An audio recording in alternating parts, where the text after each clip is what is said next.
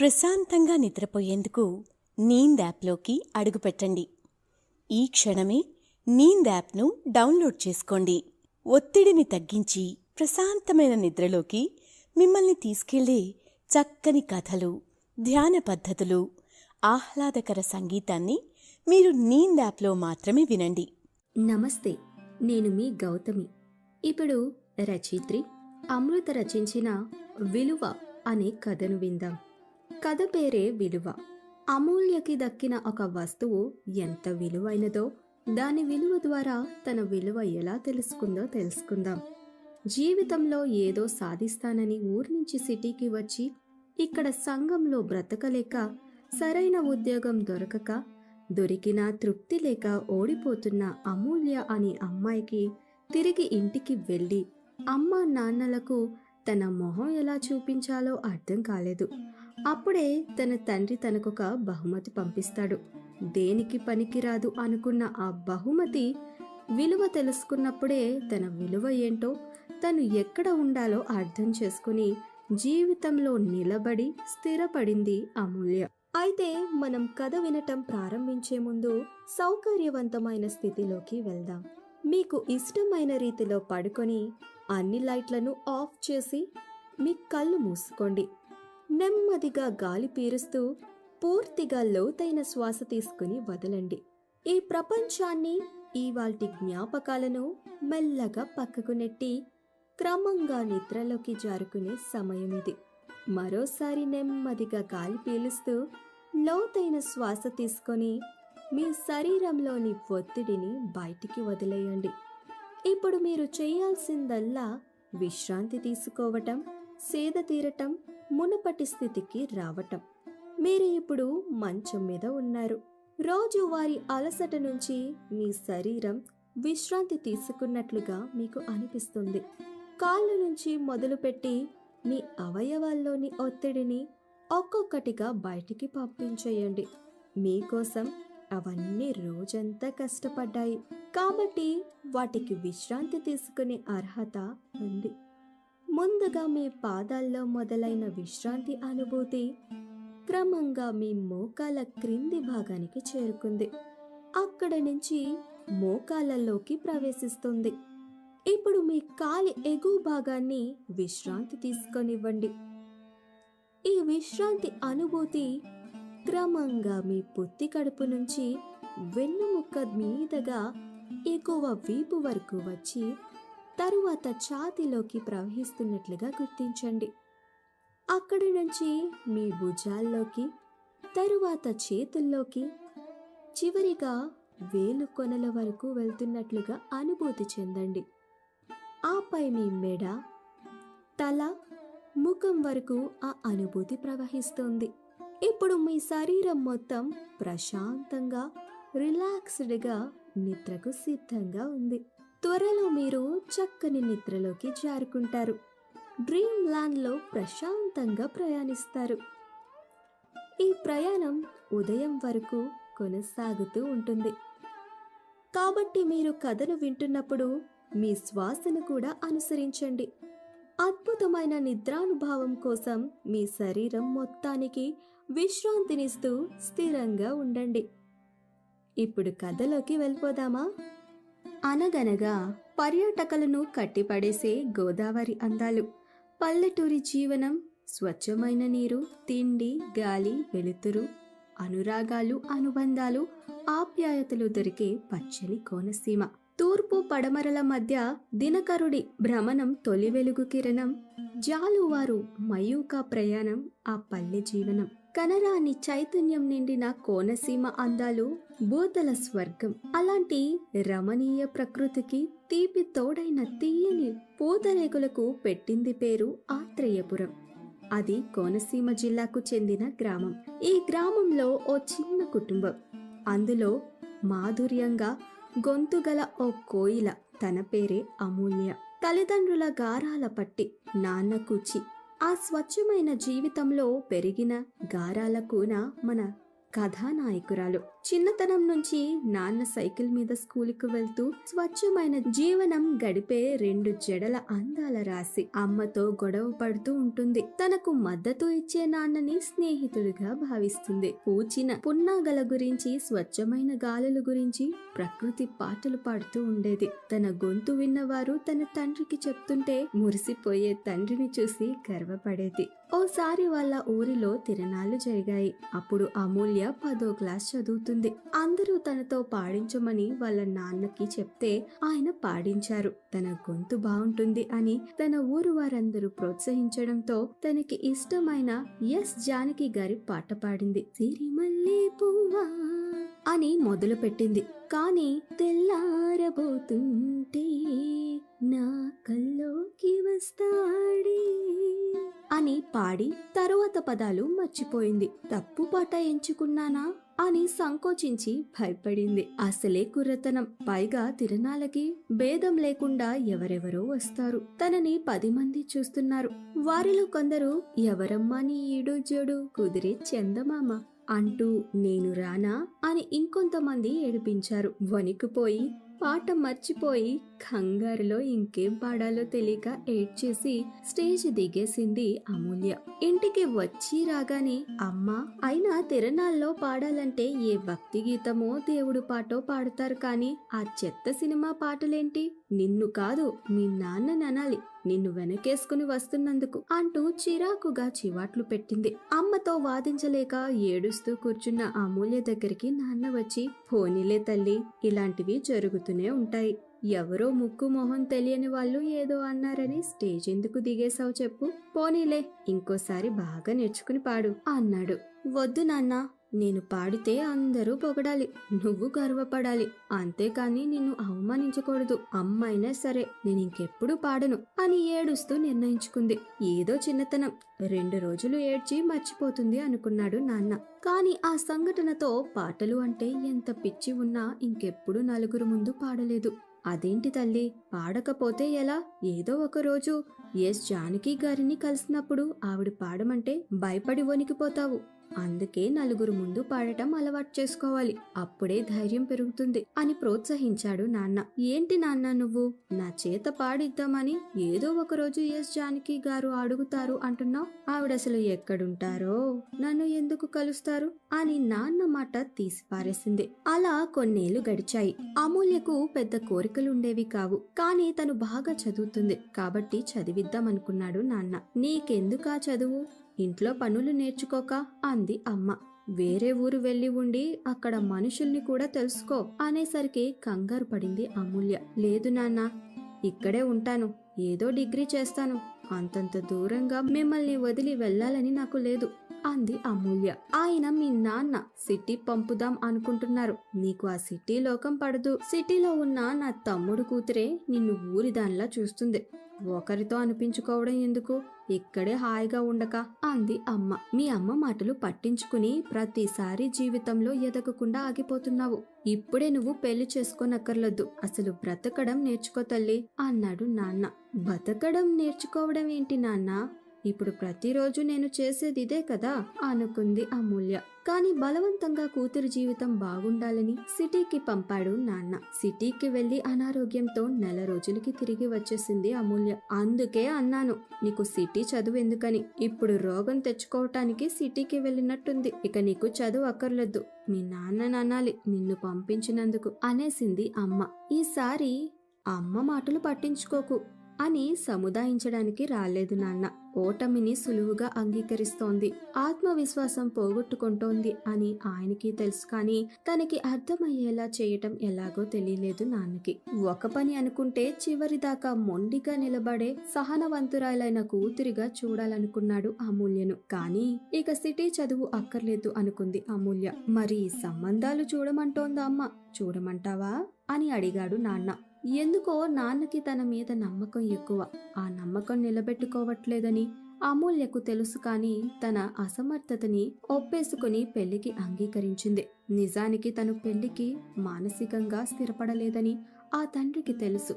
కానీ బలవంతంగా చేయించినట్టు అవుతోంది. కానీ ఆ ధైర్యం అమూల్యకే రావాలి అనుకున్నాడు. మరోవైపు భార్య పోరు వినలేక పెళ్లి సంబంధాలు చూశాడు. ఊళ్ళలో అంతే కదండి, ఆడపిల్ల పుట్టిందా దానికి పెళ్లి చేశామా అయ్య చేతిలో పెట్టామా, ఇంతే జీవితం. అక్కడ పుట్టి పెరగటం వలన అమూల్య కూడా ఇది సాధారణమని అనుకుంది. తన ఆస్తులు చూసి కొన్ని సంబంధాలు, తన అందం చూసి కొన్ని సంబంధాలు వచ్చాయి. అమ్మ మాట విని తల వంచుకునే ఆ అమ్మాయికి సర్దుకుపోవటం తెలిసిన సహజ లక్షణం. మంచి అనుకువ ఉన్న అమ్మాయి. సంబంధం కుదరటం కష్టం కాలేదు. కానీ తండ్రికి మాత్రం తన కూతురు ఏమైపోతుందో అనే బెంగ రోజు రోజుకి పెరిగిపోయింది. సిటీ అయితే నువ్వు బ్రతకలేవు, పక్కూరు సంబంధం అయితే మేము అప్పుడప్పుడు వచ్చి చూసుకుంటాము, వాళ్ళది కూడా ఉన్న కుటుంబమే, మామిడి తోటలు మాగాని భూములు ఉన్నాయి, 7 వారాల నగలు పొలాలు తప్ప కట్నాలేమీ అడగట్లేదు, ఈ సంబంధం ఖాయం చేసుకుందాం అని నిర్ణయించింది అమ్మ. నాన్నకు అసలు ఇష్టమే లేదు. అతను చూడటానికి బానే ఉన్నా తన కూతుర్ని చూసుకుంటాడని నమ్మకం లేదు ఆ తండ్రికి. నిండా 25 రాని కూతురు, తనకి ఏం కావాలో నిర్ణయించుకోలేని అమ్మాయికి పెళ్లి చేయటం ఆయనకి ఇష్టం లేదు. కానీ అమ్మ ఏం చెప్తే అది తేలిగ్గా ఒప్పుకునేలా అమూల్యకి ఏం చెప్పాలో ఎలా చెప్పాలో అర్థం కాలేదు. ఇంతలో పెళ్లి పనులు మొదలైపోయాయి. ఇంట్లో పనులు నేర్చుకోమని చెప్పేసరికి అప్పటికే ఊరగాయల నుంచి నాటుకోడి వండే వరకు అన్నీ నేర్చుకుంటోంది అమూల్య. పెళ్లికి ఎంత ఖర్చు పెడుతున్నారు, ఎంత ఇస్తున్నారు, అమ్మాయి ఎంత తెస్తోందన్న కొలతలు ఎక్కువైపోతున్నాయి. ఇక పెళ్లి తర్వాత మమ్మల్ని మర్చిపోతావు అన్న అమూల్య స్నేహితురాలతో పక్క ఊర్లో జాతరలకు వెళ్లి సరదాగా గడిపి వద్దాం అనుకుంది. ఆ తరువాత వాళ్ళు అన్నట్టు ఎప్పటికో ఎన్నాళ్లకు ఈసారి పక్కూరు తిరణాలకి ఓ సినిమా గాయకుడు స్టేజి ఎక్కి పాడుతుంటే అమూల్య కింద నుంచి గొంతు కలుపుతోంది. ఆ గాయకుడు కూడా గమనించాడు. తనకి ఎంతో నచ్చిన ఎస్ జానకి గారి పాటల్లో ఆకాశంలో ఆశల హరివిల్లు అన్న పాట వస్తుంటే ఫీమేల్ సింగర్ కి ఇబ్బంది వచ్చి పాడలేకపోతే అమూల్యని ఇబ్బంది పెట్టకుండా తాను కూర్చున్న చోటికే వచ్చి పాడించుకున్నాడు. ఆ ప్రకృతి పాట కాబట్టి వాళ్ళ ఊరికి తలుచుకుని పాడేసింది అమూల్య. వయ్యారి వనజల్లి దిగిరానా సందేలో రంగులెన్నో చిలికేనా. ఆ తిరణాల్లో ఈసారి అమూల్య భయపడలేదు. ఒక్కోసారి మనం కలిసే వ్యక్తుల్లో కూడా ఉంటుందేమో ఆ మహత్యం. కానీ అమూల్య సిగ్గుపడింది. స్నేహితురాళ్లతో వెళ్లిపోదామని బలవంత పెట్టింది. స్టేజ్ మీద పాడిన సినిమా గాయకుడు తన కార్డు పెట్టుకోమని సిటీకి వస్తే కలవమని ఇచ్చాడు. కానీ అమూల్యకి ఆసక్తి లేదు. పైగా పెళ్లి ఖాయమైంది అని కార్డు పడేసింది. తిరిగి ఇంటికి వెళ్లిపోతుంటే తనకి కాబోయే భర్త మరొక అమ్మాయితో మాట్లాడి వెళ్లిపోతూ కనబడ్డాడు. అతను వెళ్ళాక ఆ అమ్మాయి అతన్ని తిడుతూ కనిపించింది. స్నేహితురాల్లో విషయం ఏమిటో తెలుసుకుందామన్నారు. ఆ తిట్టే అమ్మాయి అమూల్యని గుర్తుపట్టి, నువ్వే అమూల్య కదా, ఈ నీచుడిని చేసుకోబోయే బలి పశువువి, వీడేమిటో ఇలాంటి వాడో తెలుసుకోవా, ఇప్పటికే మా ఊరిలో 2-3 అమ్మాయిల్ని మోసం చేశాడు వీడు, నన్నేదో చేస్తానని బెదిరించి వెళ్తున్నాడు, ఇలాంటి వాళ్ళకి తగిన శాస్తి జరగాలి, మరోసారి మీ వాళ్ళకి చెప్పి వీడు ఎలాంటి వాడో తెలుసుకొని అప్పుడు పెళ్లి చేసుకో అని వెళ్ళిపోయింది ఆ అమ్మాయి. అయ్యో, ఇప్పుడు ఎలాగే, కుదిరిన పెళ్లి ఆగిపోతే నిన్నెవరు చేసుకుంటారు, మగాడు తప్పు చేసినా ఆడదే ఎక్కువ నష్టపోవాలి అని జాలిపడ్డారు స్నేహితులు. తట్టుకోలేకపోయింది అమూల్య. ఏం చెయ్యాలో తెలియక ఇంటికెళ్లి జరిగింది అమ్మా నాన్నలకి చెప్పేసింది. అమ్మ విని, నాకు ముందు నుంచి అనుమానమే, మీ నాన్నని అనాలి, సంబంధం వెతికి ఊరుకున్నాడు కానీ ఏమీ పట్టించుకోలేదు, ఎవరో ఏమిటో తెలుసుకోకుండా ఎలా, అసలే చాలా ఖర్చు అయిపోయింది అంది అమ్మ.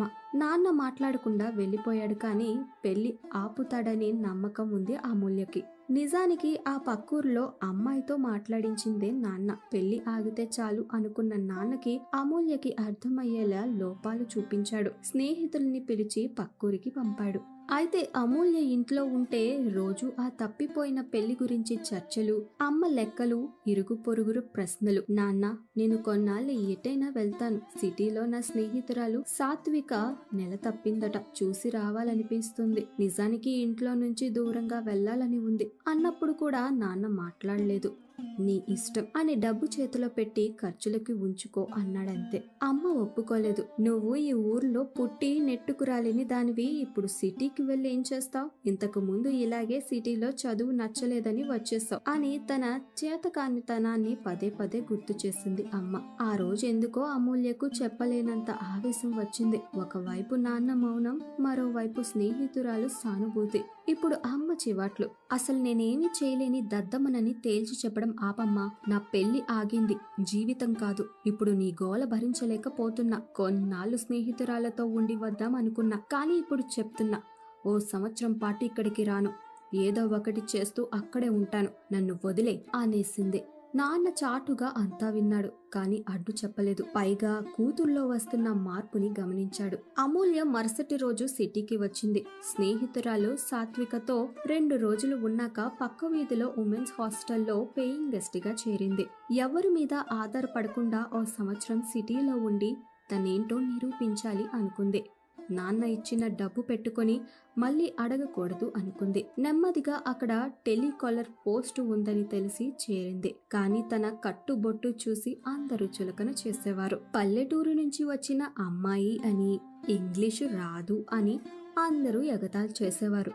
పైగా హాస్టల్లో తనతో రూమ్ షేర్ చేసుకునే అమ్మాయి తన ఇష్టంగా తెచ్చుకునే పూతరేకులని, తినే పదార్థాలని ఖాళీ చేసేస్తుంది. తన వస్తువులు వాడుకుంటుంది. ఆ షేరింగ్ రూమ్ ని నిమిషంలో చెత్తగా చేసేస్తుంది. కానీ అమూల్య కనీసం నన్ను మాటలతో ఇబ్బంది పెట్టలేదు కదా అనుకునేది. చదువు లేకపోయినా అమూల్యకి సహనం ఎక్కువ.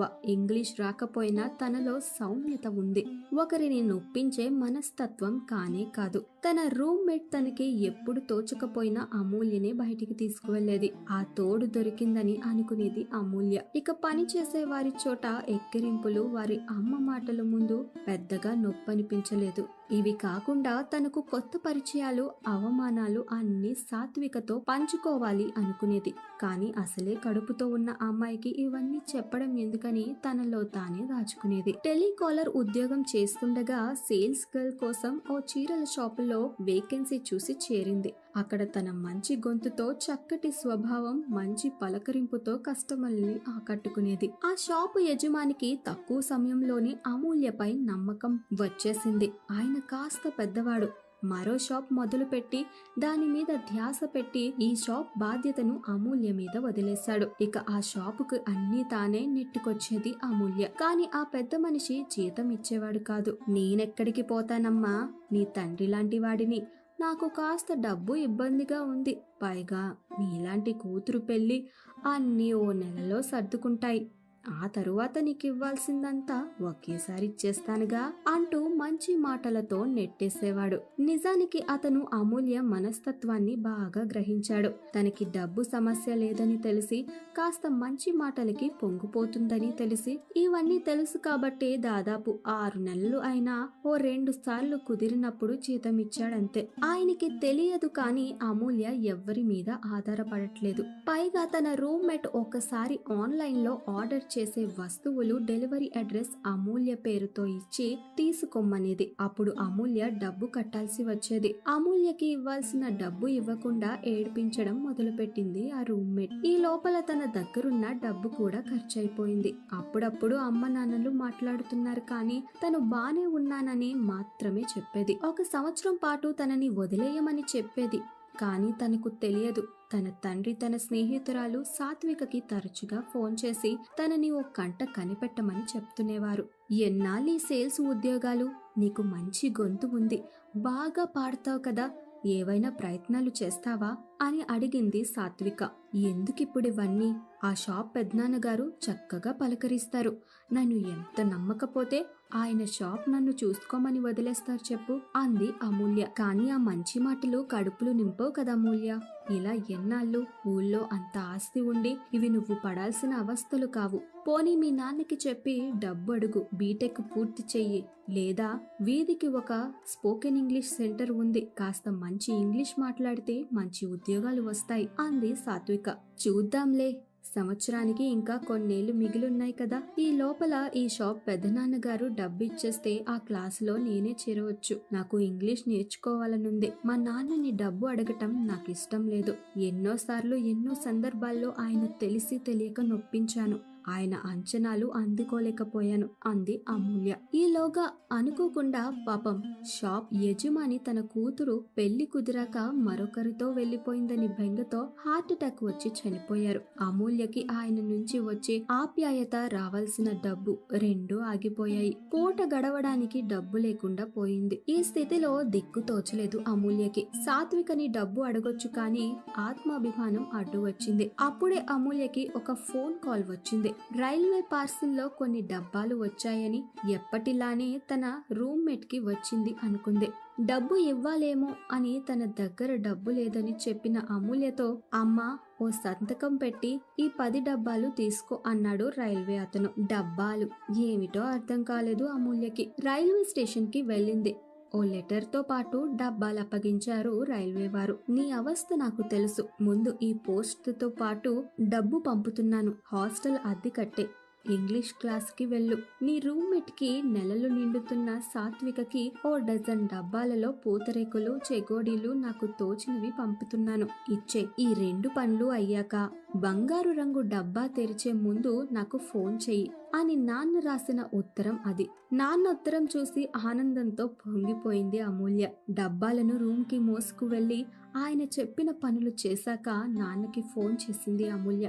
ఎందుకు నాన్న ఇవన్నీ? నేనేదో చేసేదాన్నిగా. అసలు నీకు ఎలా తెలుసు? అనబోతున్న అమూల్యతో, నిన్ను ఎప్పుడూ ధైర్యంగా ఓ అడుగు ముందుకు వేస్తే చూడాలనుకున్నాను.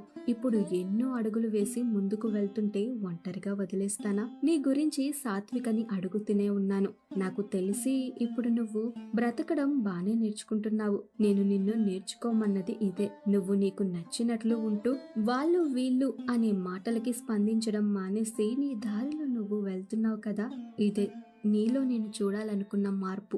నువ్వు డబ్బు సంపాదించడం ముఖ్యం కాదు. నా డబ్బు నీది కదా చెప్పు. కానీ నీరసపడకు. ఇప్పుడు బంగారు డబ్బాలో ఉన్న బహుమతి చూసి దాని రేటు ఎంతుందో కనుక్కుని ఓ 2 రోజుల్లో చెప్పు. హాయిగా పడుకో తల్లి అని ఫోన్ పెట్టేశాడు నాన్న. ఆతృతతో బంగారు రంగు డబ్బా విప్పి చూసింది అమూల్య. అందులో ఓ పాతకాలం నాటి యాంటిక్ గడియారం ఉంది. చేతికి పెట్టుకునేదే. ఇది నాన్న నాకెందుకు పంపినట్టు అనుకుని మరుసటి రోజు ఓ సేటు దగ్గరికి వెళ్లి దాని ధర ఎంతుంటుందని అడిగింది. ఓ 2000 ఇస్తాను తల్లి. బంగారు గడియారం కాని పాతబడిపోయింది. కరిగిస్తే ఏమీ మిగలదు అన్నాడు సేటు. నాన్నకి ఈ విషయమే చెప్పింది. ఆయన నవ్వి, సరే పురాతన వస్తువులు అమ్మే షాప్ కనిపెట్టి వెళ్ళు. అక్కడికి వెళ్లి అడిగి చెప్పు. ఓ 3-4 రోజులైనా పర్లేదు తల్లి అన్నాడు నాన్న. సరే అని అలాంటి షాపులు ఎక్కడున్నాయా అను వెతుక్కుంటూ వెళ్ళింది అమూల్య.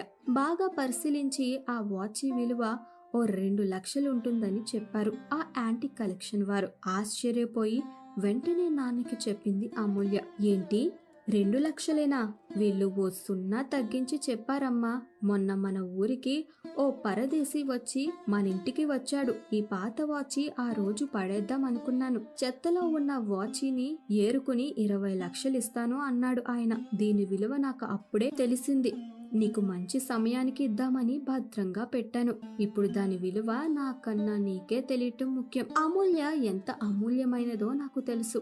ఎంతో మంది నిన్ను ఈ పాత వాచి లాగానే తీసి పారేసి ఉంటారు కానీ నీ విలువ నీకు తెలీదు. మరో నెలలో నువ్వు మంచిగా స్థిరపడకపోతే మీ అమ్మే వచ్చి నిన్ను ఊరికి తీసుకువచ్చేస్తుంది.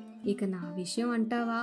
నేను అనుకున్న మార్పు నీలో వచ్చిన రోజే నువ్వు జీవితంలో గెలిచావు. కాబట్టి ఓ 1 రోజుల తర్వాత నువ్వు సిటీలో ఉంటానన్నా పర్లేదు, వస్తానన్నా పర్లేదు. ఈ 1 రోజులు మాత్రం హాయిగా ఉండు. నీ రూమ్మేట్ ని సాత్వికని బాగా చూసుకో. మన ఊరి అమ్మాయిని మనమే చూసుకోవాలి. ఆనందంగా ఉండు. మళ్ళీ 2 రోజుల తర్వాత డబ్బు పంపుతా.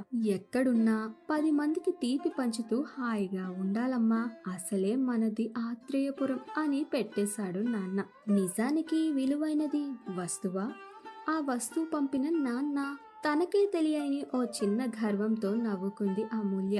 ఎన్నోసార్లు నాన్న మాటల్ని పెడచెవిన పెట్టాను. నాలో మార్పు తేవటానికి నన్ను ఓ గంట కడపెడుతూనే ఉన్నాడు నాన్న. ఇంత విలువైన నాన్న ఉన్నంతకాలం నేను అమూల్యమైన దాన్ని అనుకుంది. దాని మీద తనకి నమ్మకం పెరిగింది. కానీ ఆ విలువ చెప్పిన గడియారం రాకపోతే కలిసొచ్చే కాలం రాబోతుందని అమూల్యకి తెలియలేదు. స్పోకెన్ ఇంగ్లీష్ క్లాస్ లో చేరింది. టైం కలిసి రావటం అంటే ఇదేనేమో. ఆ తరువాత 2 రోజులకి తనని వెతుక్కుంటూ షాప్ పెద్దనాన్నగారి భార్య వచ్చింది. చూడమ్మా, మా ఆయన చాలా పిసినారి.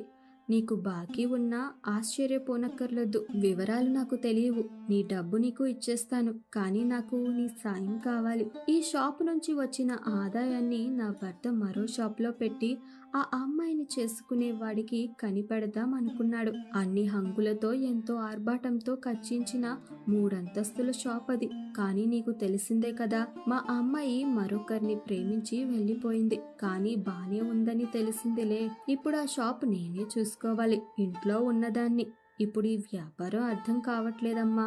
నువ్వు నమ్మకస్తురాలివి అని మా ఆయన బ్రతికున్న రోజుల్లో చెప్పేవాడు. నాకిప్పుడు నీలాంటి నమ్మకస్తులు కావాలి. షాపు బాధ్యత తీసుకునే వాళ్ళు కావాలి అని ప్రాధేయపడేసరికి ఈసారి తీసుకునే నిర్ణయం ఆలోచనతో తీసుకోవాలని కాస్త ఆలోచించుకుని చెప్తానండి అని అంది అమూల్య. జరిగిందంతా నాన్నతో చెప్పింది. చూడమూల్య, నువ్వే ఆలోచించి నిర్ణయం తీసుకో.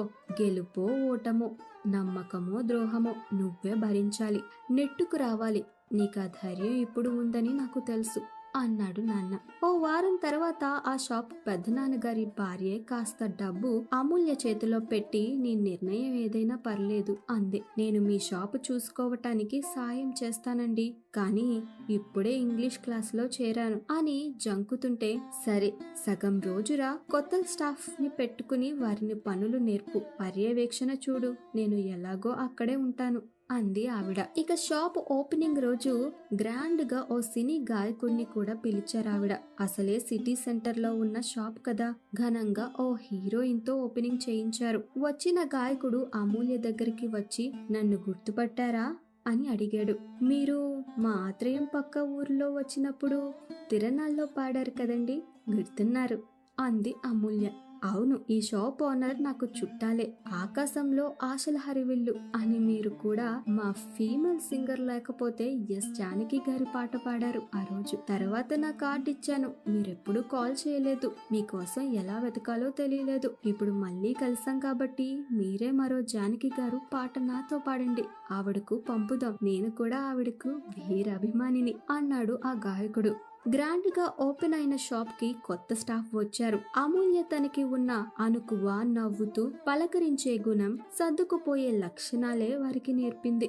బిజినెస్ బానే ఊపందుకుంది. షాపు పెద్దనాన్న భార్య అమూల్య, పెద్ద చదువులు చదివిన వారు కూడా నీలా ట్రైనింగ్ ఇవ్వలేరమ్మా. మా ఆయన ఎక్కడున్నా సంతోషిస్తారు అని మెచ్చుకునేది. ఈవిడ వాళ్ళ ఆయనలా పిసినారి కాదు కాబట్టి అమూల్యకి మంచి జీతం ఇస్తోంది. మరోవైపు గాయకుడు ఆ పాటల శాంపిల్స్ ఎస్ జానకి గారికి పంపారో లేదో కానీ ఆత్రేయపురానికి తన తల్లిదండ్రులను పంపి పెళ్లి ప్రతిపాదన చేయించాడు. సంవత్సరం పూర్తయ్యాక అమూల్య తల్లిదండ్రులు సిటీకి వచ్చారు. అమూల్య అమ్మ షాప్ నిర్వహణ చూసి ముచ్చట పడింది. ఇక నాన్నైతే, అమ్మ, ఇంతకు ముందు నేనే సంబంధం చూశాను. నీ పెళ్లి ఆగిపోతే నేనే సంతోషించాను. కానీ ఇప్పుడు ఓ గాయకుడు నిన్ను ఇష్టపడుతున్నాడు. మంచివాడిలా ఉన్నాడు. నీకిష్టమైతే పెళ్లి చేస్తాను అన్నాడు. ఆ విధంగా పల్లెటూరులో పుట్టిన ఓ చిన్నారి చిలకమ్మ సిటీకి వచ్చి ఓ బిజినెస్ చేస్తూ ఓ గాయకుడు భార్య అయింది. నాన్న కలల కన్నా ధైర్యవంతురాలు అయ్యి ఎంతో ఆత్మవిశ్వాసంతో దూసుకుపోతోంది. కొన్నాళ్ళకి ఆ గాయకుడు ఎస్ జానకి గారి ఇంటికి తన భార్య అయిన అమూల్యని అపాయింట్మెంట్ తీసుకుని మరీ తీసుకువెళ్లాడు. ఆవిడ సిరిమల్లే పువ్వ పాట పాడమన్నారు. అప్పుడు అమూల్యకు గుర్తుకు వచ్చాయి నాన్న మాటలు. ఏదో ఒక రోజు ఎస్ జానకి గారు నిన్ను పాడమంటే ఎలా పాడతావు? ఓడిపోతే మళ్ళీ ప్రయత్నించాలి, పడిపోతే లేవాలి, అవమానిస్తే మరోసారి జాగ్రత్త పడాలి. నీ విలువ నువ్వు తెలుసుకోవాలి. చెత్త కుప్పలో గడియారం లక్షలు పలికినట్టు ఏ గాయకుని రాకతో చిలకమ్మ బతుకు పండునో కదా. అందుకే నిరాశ పడకుండా ఈ రోజు కుదరని, జరగని విషయం మరొకరికి హాని కలిగించనిది అయితే రేపు మళ్ళీ ప్రయత్నించండి. మీకు కూడా మీ విలువ తెలియవచ్చు, లేదా మీ విలువ తెలిపేవారు మీకు పరిచయం అవ్వచ్చు. శుభరాత్రి. ప్రశాంతంగా నిద్రపోయేందుకు నీంద్ యాప్లోకి అడుగుపెట్టండి. ఈ క్షణమే నీంద్ యాప్ను డౌన్లోడ్ చేసుకోండి. ఒత్తిడిని తగ్గించి ప్రశాంతమైన నిద్రలోకి మిమ్మల్ని తీసుకెళ్లే చక్కని కథలు, ధ్యాన పద్ధతులు, ఆహ్లాదకర సంగీతాన్ని మీరు నీంద్ యాప్లో మాత్రమే వినండి.